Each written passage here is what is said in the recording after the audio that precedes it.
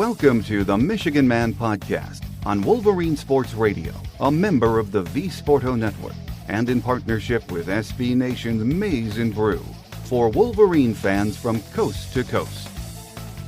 Go Blue and welcome back. I'm your host, Mike Fitzpatrick.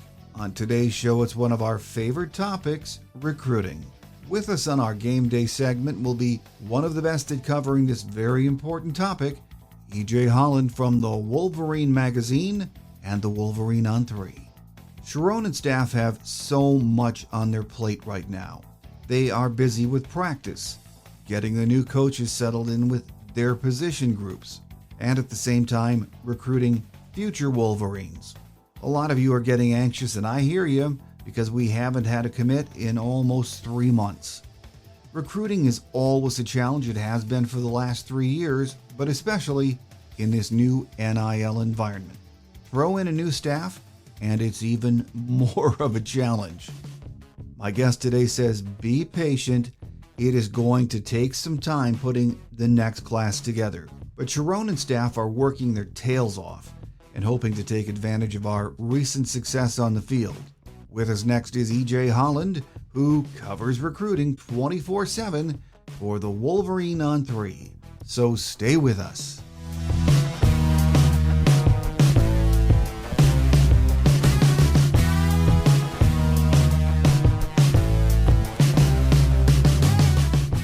Joining us on this week's show is EJ Holland from the Wolverine magazine and the Wolverine ON3. Great to have you back with us, EJ. Yeah, thanks for having me, Mike. I always appreciate it. Well, we know how busy it is in the recruiting world. So much to talk about in this very important cycle for Michigan. A lot of names, a lot of position groups we want to go over today. I wanted to start with a name that I've been hearing a lot of lately. I get a lot of questions about, and that's running back Marquise Davis from Cleveland Heights, Ohio. Now, most analysts, it's no secret, still see him as a heavy Ohio State lean, but Tony Alford has at least gotten his attention, hasn't he? Yeah, it definitely has. You know, coming over from Ohio State, there was already a pre-existing relationship there. So, you know, Tony Alford was able to put Ohio State in that position to begin with. You know, historically, Tony has been able to recruit well at Cleveland Heights. He's been able to win some recruiting battles there. And with Marquise Davis, like I said, that relationship is really, really strong. So Davis visited in March, then came back for another visit last weekend where he had a chance to continue to familiarize himself with the program. And towards the end of Mike Hart's tenure, it just seemed like he kind of really tailed off on the recruiting trail. So Tony Alford's been able to pick that up. I think Davis has always been willing to listen to Michigan, but he's never really grown comfortable with the program until now. These 2 visits have given him an opportunity to see what Michigan is really like on and off the field. And now he has a real bond with his, you know, potential position coach in Tony Alford. So, yeah, Michigan's building up the momentum here. I really like where the Wolverines stand. You know, Ohio State obviously had a change at running backs coach as well, losing Alford and, you know, replacing him with Lachlan from Oregon. But, you know, there was no pre-existing relationship between Davis and Lachlan. So that's opened the door for Michigan to really make a big move in this recruitment. Now, you do have some SEC schools involved here. Tennessee just hosted him for a visit this week. Kentucky has been pressing hard, and we'll get him in for an official visit.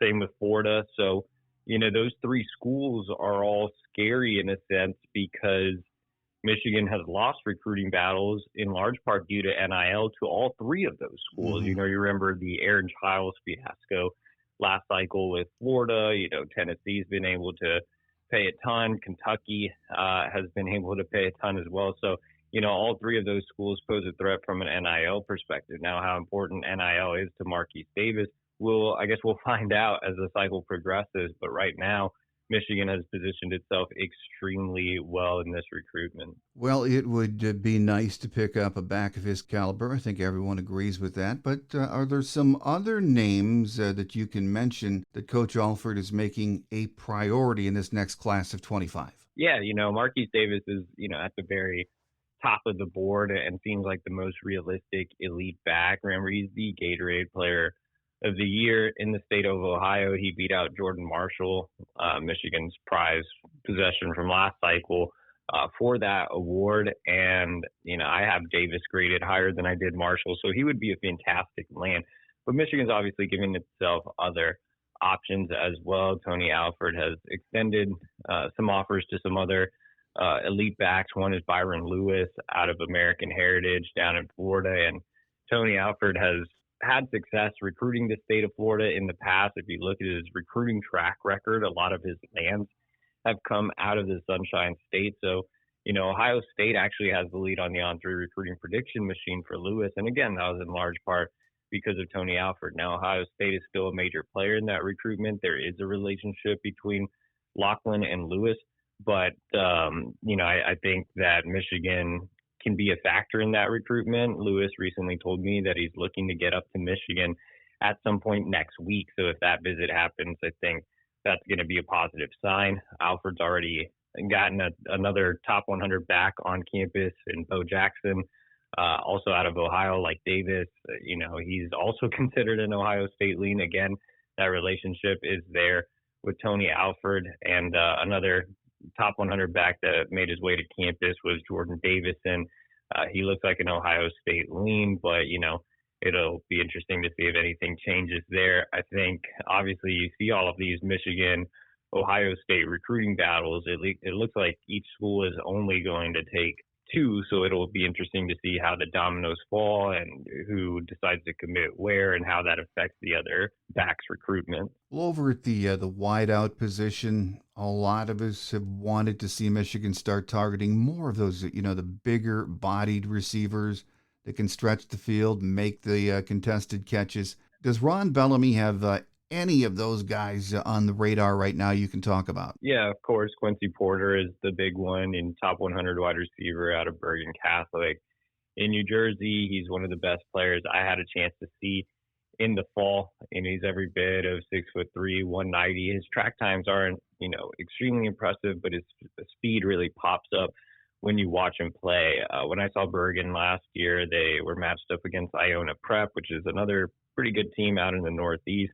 He absolutely torched them for 4 touchdowns. He's not only a big-bodied guy that can be a factor in the red zone, he can stretch the field. He can make plays over the middle. He can turn short passes into long gains. He kind of reminds me of Terrell Owens in that sense, that he's a big yards after catch guy. So, yeah, of course, you can use him as a big-bodied prospect. But if you're talking from a Michigan perspective, you think of guys like a Braylon Edwards. That's the type of level that Quincy Porter can be. I mean, he's an elite recruit, very close to 5-star status. And, Michigan, Ohio State, Penn State are all very, very high on his mind. And I think last weekend's visit, continued to help Michigan in that recruitment, but still kind of far away there. I think he's taking his time with the process.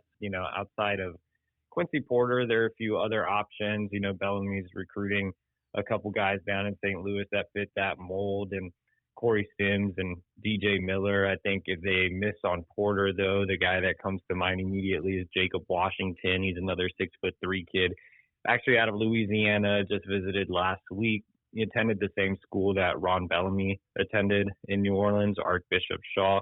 Very willing to leave the South, very articulate, high academic kid. I know, it's tough to pull talent out of Louisiana, but he fits the mold of what Michigan usually looks for in a student athlete, and that tie to Bellamy obviously helps. The multi-day visit impressed him and his family, so he's a 3-star prospect, definitely not as highly touted as Porter, but he's another big-bodied wide receiver that Bellamy is very high on. Well, at that wideout position, do you think in this class we're looking for at least 2, maybe 3 guys to bring in? Yeah, Michigan only brought in 2 wide receivers last cycle, in Amarion Stewart and Shane Goodwin, and both are more slot type. So, yeah, Michigan wants to bring in probably 3 wide receivers this cycle, including a big body. They are in on a few other high-profile wide receivers, one being Andrew Marsh from Texas. Marsh is a guy that, could play inside, outside, about 6'1", 180 pounds. He's been to Michigan twice in the past. The Wolverines are trying to get him on campus soon. He's a top 100 recruit. Michigan's looking to make things shake with Derek Meadows. We talked about big-bodied wide receivers. I didn't bring up Meadows, but he's another one, 6'6". He's from the same program as Micah Kapana from last cycle, who signed with Michigan. So Bishop Gorman in Las Vegas, powerhouse. Notre Dame considered a heavy favorite there, but Meadows is coming in for the spring game.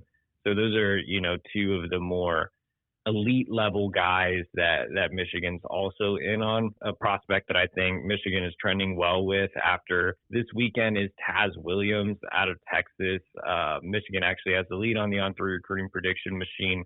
He fits more of that slot type, kind of in the same mold as a Marion Stewart or a Samaj Morgan, in the sense that he has a thick build in his upper and lower halves. He's a guy you can put in the backfield in the slot, return kicks and punts, and he's originally from Pennsylvania, so not a true Texas kid. He actually moved later on in life. I believe when he was a freshman, he moved to Texas. So, it's not like he's going to be an impossible get from the state. I think that that's a very realistic pool. He wants to continue to make other visits. Texas A&M is a big threat as well, but I think Michigan's in a good spot there.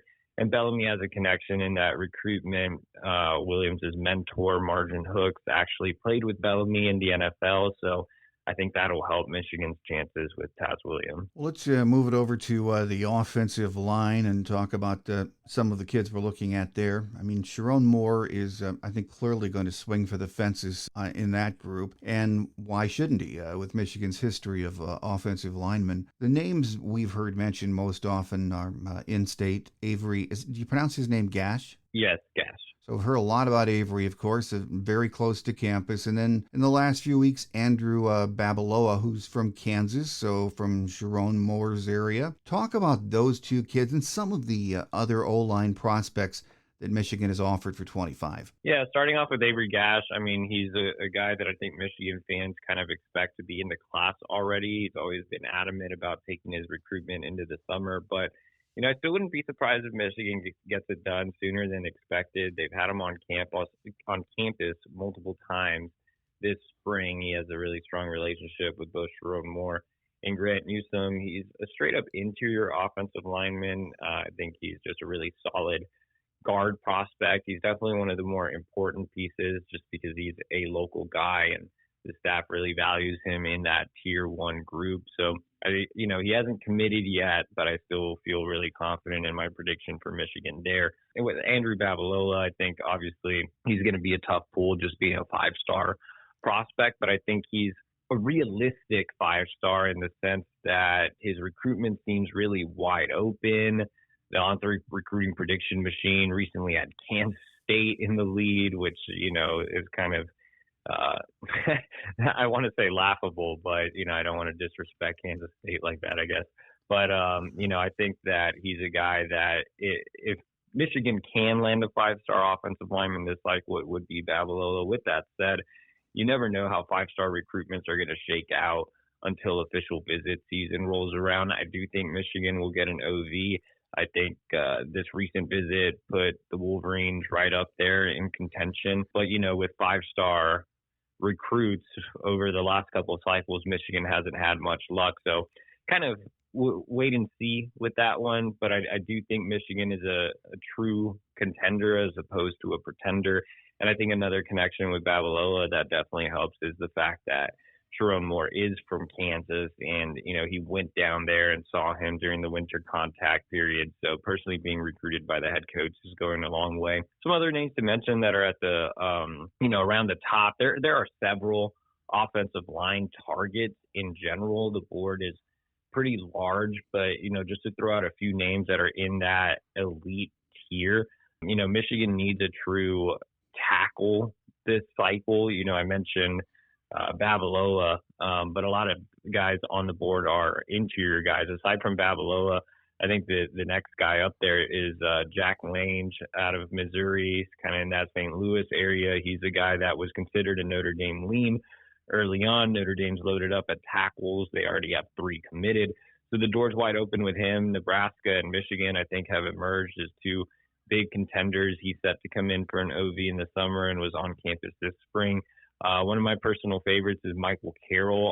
On3 has him ranked as a top 100 recruit. He's an interior offensive lineman out of Pennsylvania with some tackle flexibility. I like him more so than Gash just because he does offer more of that ability to kick outside if you need him to. Right now, I think Michigan and Alabama are the schools that have really emerged there. Clemson's also high on his list. He is a Penn State legacy, so that's another school to keep an eye on. But I think Michigan, if I were to, name a leader for Carroll right now, I would go with Michigan, and he would be an absolutely, massive land.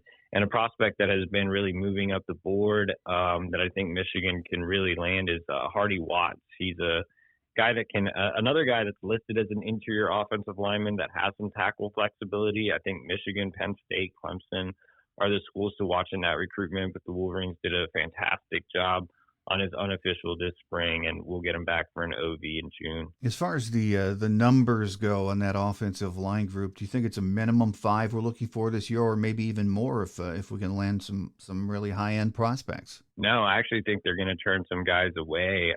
There was talk that they may only take 3. I think it'll end up being 4, but they're not allocating a lot of numbers there. And also you have to keep in mind that a large majority of the offensive line guys on the board are interior guys. It's not a particularly strong year nationally at the tackle position, so they don't want to necessarily load up on only interiors. Well, at the tight end position, Michigan already has a commit from Eli Owens. He's from Alcoa, Tennessee, but we're also in on Andrew Olish from Pennsylvania, Xavier Newsome out of Detroit, who also is listed as an edge.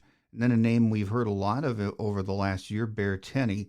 So talk about those kids and any other prospects at tight end that we have on the radar. Yeah, Steve Casula has kind of blown up the tight end board. Obviously, like you mentioned, they have Eli Owens committed, and he's more of an H-back, full-back, inline type of guy. He's not someone you're going to necessarily split out very much, though he does offer, a good amount of ability as a pass catcher at that size. But, they want a true, more Colston Loveland type flex end to pair with Eli Owens. And, you mentioned some names there. Like I said, Casula has kind of reset the board. So Bear Tenney has kind of come off the board completely after, it seemed like he was a slight Michigan lean early on. Xavier Newsome is being recruited more as an edge and has kind of fallen off the board completely as well on that side of the ball. So the guys that have emerged as true contenders to pair with Eli Owens are, like you mentioned, Andrew Olish from Pennsylvania. He just made an unofficial visit, really quiet kid, hard to get a true read on his recruitment. He's set to come back for an official visit in June. Penn State, Michigan, and some of the southern schools are high up there for him. And the other kid is Hayden Bradley out of Georgia powerhouse Buford. He just visited last weekend, actually had a chance to spend a lot of time with Eli Owens. So he would be, those two are probably the guys that are really high up on the board. And another intriguing name to know is Dakota Terrell out of Oklahoma, 6'9", 210 pounds, a converted basketball recruit. Michigan just offered him not too long ago, and they're trying to get him on campus. And I'm sure more tight ends will pop up during the spring evaluation period, but I would say the focus has turned to Olesh and Hayden Bradley. All right, well, let's talk about the quarterback position for a couple of minutes, and that means Carter Smith out of Fort Myers. He's the only hard commit at quarterback right now, and I know you've been down there. You've been able to watch him work out, talk to him, talk to his dad and coaches. From everything I hear, Michigan really likes his upside. He's an incredible athlete, but your thoughts after being around him, what you think of him? Yeah, I love Carter. I mean, as a player, he's a fantastic athlete and a dynamic playmaker. When you look at Jaden Davis last cycle, he was very polished for the most part, aside from his throwing hitch. I thought he was a very polished passer, extremely accurate, a guy that had field generalship and can command an offense with, but kind of lacked any flair to his game and didn't offer much as a runner and wasn't the most athletically gifted kid and was also on the short side. So, with Carter Smith, I think you're getting the exact opposite. You're getting a guy who is an elite athlete, who is a creator in and around the pocket, who is a true threat with his legs. I mean, you can run the read option with him. You can run some QB keepers with him. He's a guy that, he's a load to bring down as well. He not only has the speed, he's a guy that runs with physicality. So, there's a lot to like about Carter Smith as an athlete, and the arm strength. I mean, he's a kid that threw in the 90s as a sophomore.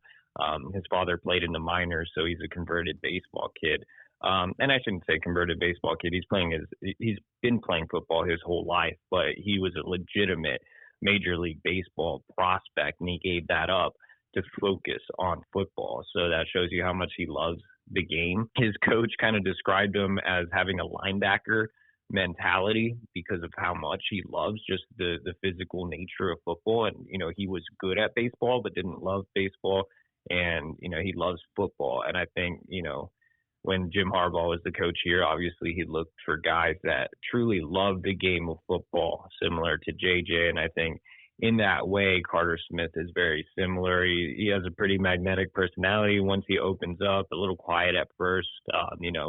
Kind of down in Fort Myers, does more fishing and a little bit of hunting, and stays to himself. But when you get to know him, he's a guy that you can easily gravitate towards. So yeah, I don't think he'll have any issue creating plays around the pocket, picking up yards with his legs, throwing the deep ball.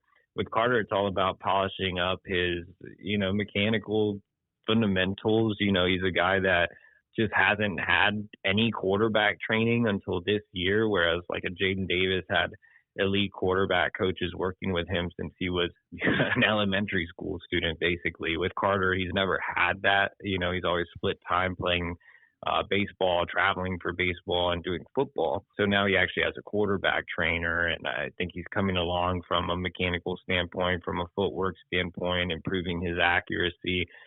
So Carter still has a long way to go as a pure passer, but the upside is absolutely tremendous. And like I said, I think he's a great kid, and he'll be back on campus for the spring game to help the Wolverines recruit. Well, at this point, do you see Michigan just sticking with him as the only quarterback in this class, or is this a year we try to bring in two? Yeah, that was a discussion a little earlier in the cycle, but as of right now, it looks like they're all in on Carter Smith. Moving over to the defensive side, let's talk about some edge prospects. Again, if you're an edge guy, you've got to like what Michigan has done at that position in recent years. On the top of on 300 guys, we're in on Willie Fletcher from Detroit Martin Luther King.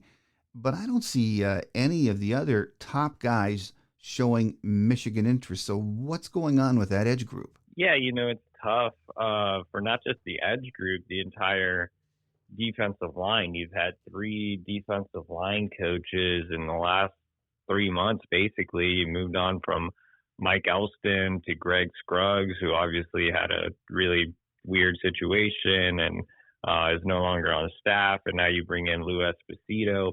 And with Lou Esposito, you have to keep in mind this is a guy that was just at Memphis, so he didn't have any pre-existing relationships. It's not like he was recruiting Michigan caliber guys at Memphis. So he's had to quickly make calls and try to build relationships with both defensive line and edge recruits. You lost your kind of on campus edge recruiter in Dylan Roney, who's now on Jim Harbaugh's staff with the Los Angeles Chargers. So, it's kind of edge recruiting, defensive line recruiting has been in a bit of a holding pattern. There's some guys that Esposito has already reached out to. Nathaniel Marshall out of Chicagoland is a kid very high on the edge board. Marion Dye is a top 100 kid out of Indiana. Damian Shanklin is another top 100 kid out of Indiana. Those 3 are kind of those elite edge prospects that Michigan really likes, but, I think it's going to be tough to get all of them. Another prospect that visited this spring was Jaden Woods out of Kansas that Sherrone Moore personally recruited. You have Jalen Williams, who's a 4-star prospect out of Chicagoland that has been extremely high on Michigan. I thought Michigan had a pretty heavy lead coming out of the fall, but I think all of these kids are kind of just in wait and see mode as they develop a relationship with Esposito. So, kind of a bit of a tough spot so far. But yeah, I mean, like I said, the guys I mentioned, along with Nasir Wyatt, who's another top 100 kid who's supposed to be coming in this spring. I mean, those are guys they really covet, but it's all about relationship building with Esposito. And, Esposito's only been here, less than 2 weeks basically. So it's kind of a tough situation for edge and defensive line. As far as the interior defensive line, Bobby Kanka from Howell is the only hard commit. So as you said, with the edge group, with the interior defensive line, it's going to be a lot of hard work, isn't it? Yeah, Esposito has to build relationships, but he also has to reset the board as well. Wink Martindale did a good job of, identifying some guys to make top targets in that interior defensive line. He personally offered an on-300 prospect, Trajan Odom, out of North Carolina. DJ Sanders, a top 100 kid out of Texas, is set to visit. So, I think Wink Martindale has been trying to keep up there, but it's all about Esposito and the way he resets the board and recruits these guys. So it's tough to give any type of true intel on defensive line or edge recruits as they reset the board and reset relationships. When you look at the linebacker group on 300, at least right now, the only one showing Michigan interest is Christian Pierce. He's from Brother Rice in Chicago. He also seems to be equally interested in those guys over in East Lansing. So who else are we targeting at linebacker that you know of, EJ? Yeah, Christian Pierce is a brother of Trey Pierce, who currently is on the Michigan roster. But, he's kind of fallen by the wayside. Obviously, Michigan has a new linebackers coach in Brian Jean Mary, so he's blown up the linebacker board and has reset it. So right now, the guys that are at the very top of his list, one is Elijah Melendez, on 300 prospect out of Florida. He's currently committed to Miami, but he is set to make a Michigan visit this weekend. Jean Mary's been very aggressive. He's offered two of the top 5 linebackers in the country, and Zayden Walker and Tavion Wallace. He's, been very involved with Ty Jackson, who's another top 10 linebacker and the number 1 linebacker on 3. So, I think that he's shooting for the elite guys, but he's also working on some of the pre-existing targets. One is Kamar Archie, on 300 linebacker out of the Hun School in New Jersey, same school that produced 2024 signee Owen Wafel. He's set to come in for the spring game. And then an underrated prospect that Jean Mary seems to be very high on is Chase Taylor out of Georgia, who visited earlier this spring and is set to come back for an OV in June. But, kind of like defensive line in a sense, it's a reset of the board, a reset of relationships, and it is dependent on which guys make it to campus. And I guess we can say the same thing about the secondary. Lamar Morgan, again, another of the new coaches, has to build relationships and see who's out there. But who has he reached out to that he's impressed with so far? Yeah, definitely. So, Jean Mary was a guy that had pre-existing relationships. He was recruiting Michigan caliber kids at Tennessee. That, can't be said for Esposito, and it also can't be said for Lamar Morgan, who's coming over from Louisiana Lafayette, a complete reset on his end. Some guys that have popped out as priority targets for Morgan, who's, by the way, he's done a fantastic job of keeping in contact with a lot of these guys and hitting the ground running and being very aggressive. And he had a pre-existing friendship and working relationship with former Michigan defensive coordinator Jesse Minter, and I'm sure Minter kind of assisted with that. So Lamar Morgan's been able to identify some of his guys, but also get Michigan right back in the thick of things with some of the elite guys. I think right now, the guys that have emerged as tier 1 prospects for Lamar Morgan are Alex Graham. He's an on 300 cornerback / safety out of IMG Academy by way of Cass Tech. So he's originally a Detroit kid. His mother attended Michigan, and I think the Wolverines are still in a really good spot for Alex Graham. Jadon Blair, top 100 safety out of North Carolina, just visited recently. He's a guy that's very high on the board and also very high on Michigan. I think Michigan, Penn State, Notre Dame are some of those schools that are high on his list. Kanoa Winston is a top 100 safety / nickel out of Washington, D.C., Gonzaga, same school that produced Michigan offensive lineman Evan Link. There's a tie there. Making his first visit this weekend, but Michigan's moving up quickly along with schools like Ohio State and Penn State. So, those are some guys that have emerged as those top level guys that have been to campus in the past. Some more that Morgan is looking to get on campus. One would be Shamari Earls. He's a top 100 cornerback out of Virginia, recently left Michigan out of his top schools list, but Morgan has the Wolverines right back in the mix. He's one of my personal favorites, big corner at 6'2", but also a track kid that has really impressive times. And another is Kobe Sellers, an On300 cornerback out of Texas.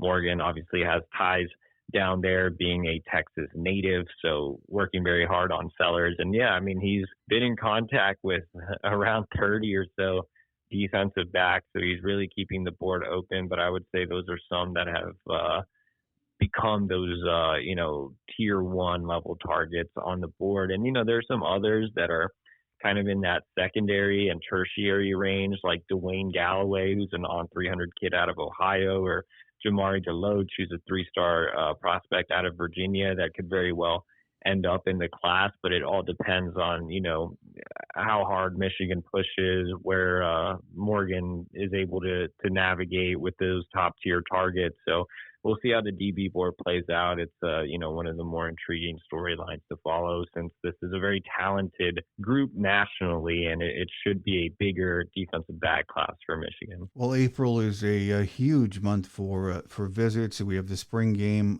right around the corner.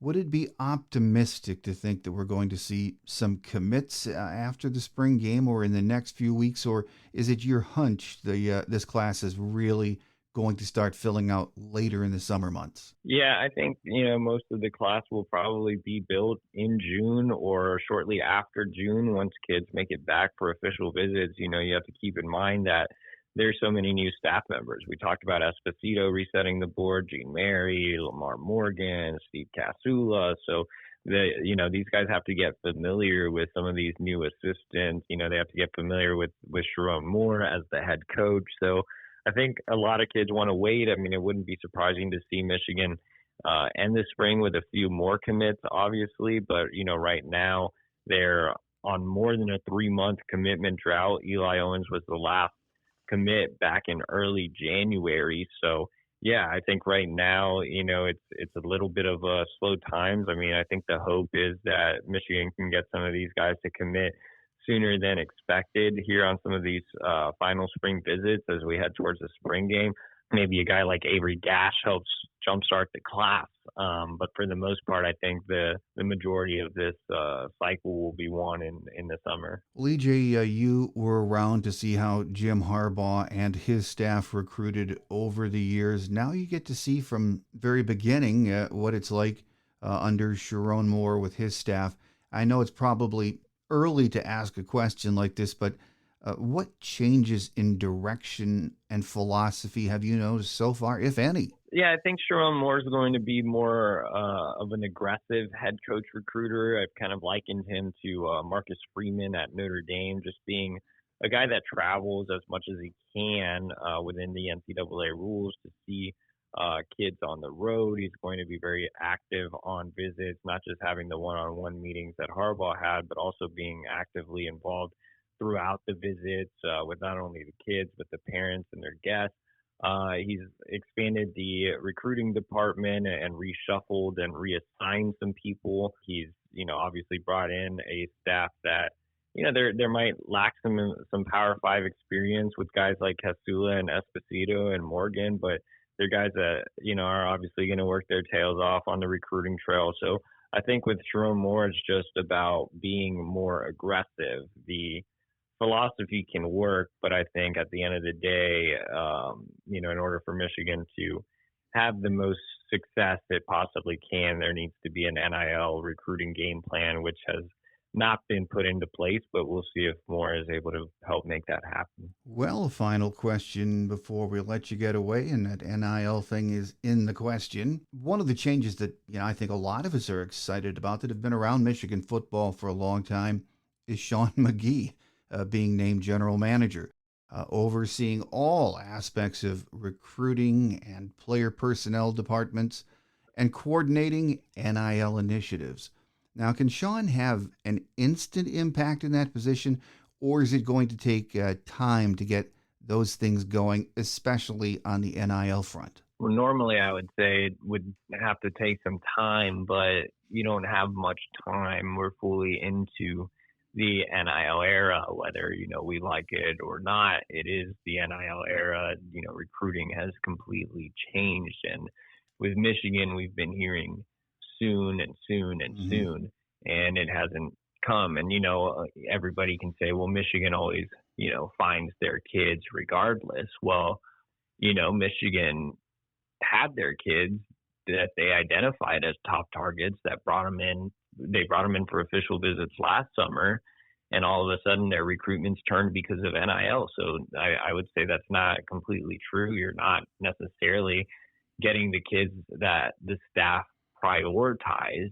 Michigan gets a lot of credit for finding and developing talent, as they should. Obviously, they won a national championship with a little bit less of recruiting stars than some of the previous or most, if not all, the previous champions. But those recruitments of a JJ McCarthy and Donovan Edwards and Junior Colson, those were pre-NIL. Now in the NIL era, you're not necessarily seeing the same caliber recruits sign with Michigan. Only one top 100 industry recruit has signed with Michigan over the last 2 cycles. You don't have one committed this cycle. So I think things have changed, and we just have to accept that. And the sooner things happen, the better. I think that's a big reason Sean McGee was brought back, was to help, figure out things from an NIL standpoint. And that's not to say that Michigan hasn't done a good job of paying its players on the roster. They have, obviously. They were able to get Donovan Edwards back for another year. JJ McCarthy, I'm sure, did just fine from a monetary standpoint. But at the end of the day, a lot of these recruits are looking for guarantees, and right now there's no guarantee. I think Jim Harbaugh was very big on potentially having a base salary model to not only take care of his players, but it would also give something concrete to sell on the recruiting trail. That never came into fruition, and it's certainly not a novel concept. This has happened at lower level schools like my alma mater, SMU. They have a base salary model, so it's not like it can't be done. It'll be interesting to see if they go in that direction or if they do something else. But either way, there has to be some type of concrete recruiting plan. And that not only comes from McGee, it comes from Sherrone Moore, it comes from Ward Manuel, it comes from Santa Ono, it comes from the collective. So, everybody has to be on the same page because they have to figure it out in order for Michigan to continue to sustain the success that they've had in recent years. With us today, talking about recruiting, NIL, and a lot, has been EJ Holland from the Wolverine magazine and the Wolverine On3. Always great to have you on the show with us, EJ, because recruiting never ends, and it's one thing I get tons of email and instant messages about. So we want to thank you for taking the time to be with us today. And rest assured, we'll have you back soon, I'm sure. All right. Thanks, Mike. Appreciate it.